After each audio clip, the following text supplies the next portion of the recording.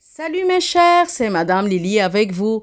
Après qu'on a terminé l'explication de la leçon de l'adaptation et la survie, maintenant on va savoir comment l'étudier. Premièrement, qui sont les êtres vivants? Les êtres vivants sont les animaux, les plantes, l'homme. Les animaux, les plantes, l'homme. Quelles sont les caractéristiques des êtres vivants?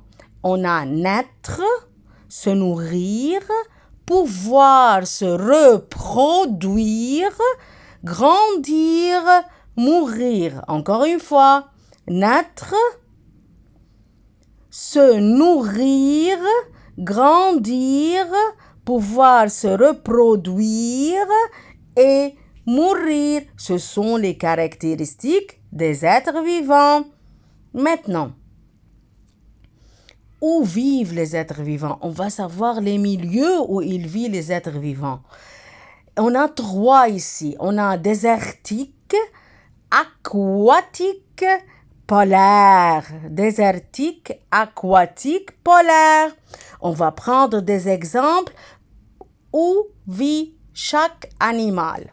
Dans les milieux désertiques, on a le chameau, le fennec, le lézard. Dans les régions polaires, ours polaire, renard polaire et pingouin. Dans les régions aquatiques, on a requin, octopus. Octopus. Maintenant, les conditions de chaque milieu. On va savoir les conditions de chaque milieu et on va faire point de comparaison entre température et eau dans chaque milieu. Alors, on a la région polaire. Température, c'est très froide. Eau, glacée, parce qu'il fait très froid. Normalement, l'eau doit être glacée. Dans les milieux désertiques, température élevée, eau rare. Dans les milieux aquatiques, température va être variable, eau abondante. Il y a certaines conditions des milieux causent des problèmes aux êtres vivants. Comme quoi? On a haute et basse température, présence ou absence de nourriture, présence ou absence de l'eau et aussi présence ou absence de l'habitat. Alors, haute et basse température, présence ou absence de trois choses importantes: de nourriture, de l'eau, de l'habitat. Alors, ce sont les conditions des milieux qui causent des problèmes.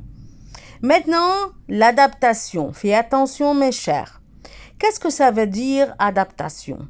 C'est un changement dans la structure du corps de l'être vivant ou dans son comportement pour l'aider à survivre et se reproduire dans le milieu où ils vivent. On va répéter.